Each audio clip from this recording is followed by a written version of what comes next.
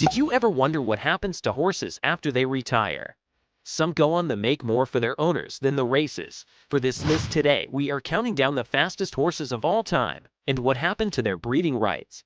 But before we get started, be sure to subscribe to our channel and ring the bell to get notified about our latest videos. Number 10. War Admiral. War Admiral's breeding career was as successful as his racing career, and he went on to sire many top-performing offspring, including War Relic, Admiral V, and Busher. Despite passing away in 1959, War Admiral's legacy continues to be celebrated in the world of horse racing. His incredible racing ability, his powerful bloodline, and his place in the history of the sport have made him one of the most influential and beloved race horses of all time. Number 9. Spectacular Bid. Spectacular Bid was known for his unusual markings, which included a white sock on his hind leg and a small white spot on his forehead. His unusual appearance, combined with his impressive racing ability, made him a fan favorite and earned him a place in the hearts of racing enthusiasts around the world. After his racing career ended, Spectacular Bid's breeding rights were sold for a reported $22 million, and he went on to become a successful sire, producing many successful offspring. Number 8. Black Caviar. Black Caviar is an Australian thoroughbred racehorse who is known for her remarkable unbeaten record of 25 consecutive wins. She quickly proved her doubters wrong by becoming one of the most dominant horses in Australian racing history. Her success on the track led to her being compared to some of the all-time greats, and she was named the world champion sprinter on 3 occasions. After her racing career ended, Black Caviar's breeding rights were sold for a reported $8 million, and she has gone on to produce some successful offspring. Number 7. Secretariat. Secretariat is widely considered to be one of the greatest racehorses of all time, having won the Triple Crown in 1973 with record-breaking performances in all 3 races. His time of 2 minutes and 24 seconds in the Belmont Stakes still stands as the fastest ever recorded in that race. He suffered from a condition called big head as a foal, which caused his head to appear larger than his body and made it difficult for him to stand and walk. However, he overcame this setback and went on to become one of the most dominant horses in the history of the sport. After his racing career ended, Secretariat's breeding rights were sold for a then record $6.08 million, and he went on to become a highly influential sire. Number 6. Affirmed. Affirmed was an American thoroughbred racehorse who won the Triple Crown in 1978.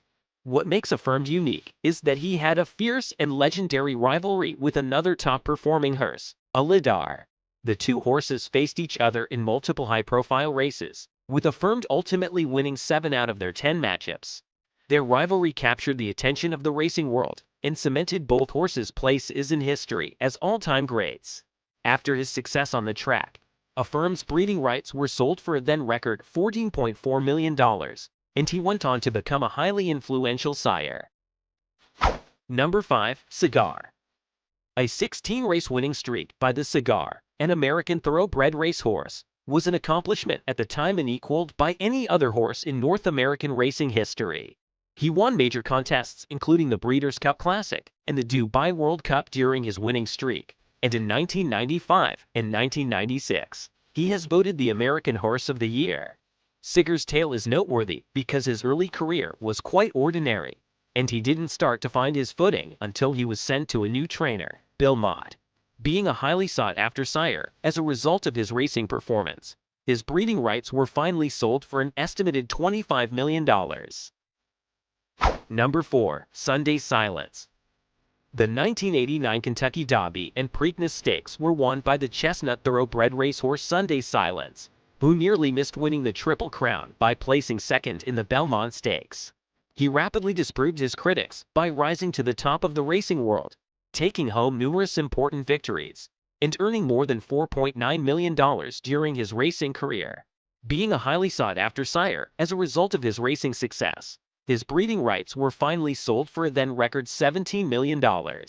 Sunday Silence overcame his early difficulties to go on to become one of the most significant stallions of the 20th century. Number 3. Northern Dancer. One of the greatest racehorses of all time, Northern Dancer was a Canadian-bred thoroughbred that won the 1964 Kentucky Derby and Preakness Stakes. His narrative is made interesting by the fact that he was a relatively small horse, measuring only 15.2 hands, which is considerably smaller than many of the horses he competed against. Due to his performance on the racetrack, his breeding rights were sold for a then-record $1 million, opening the door for him to become one of the 20th century's most important sires. Given that many of the best thoroughbreds in the world today can be found in his ancestry, he is now considered to be a great racing legend.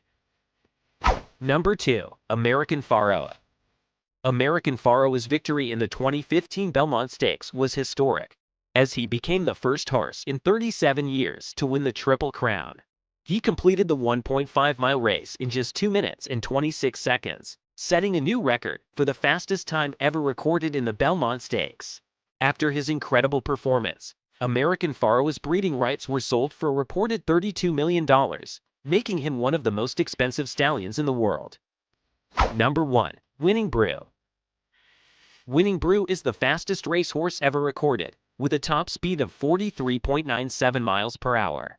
She achieved this speed in a race at the Penn National Racecourse in Pennsylvania in 2008.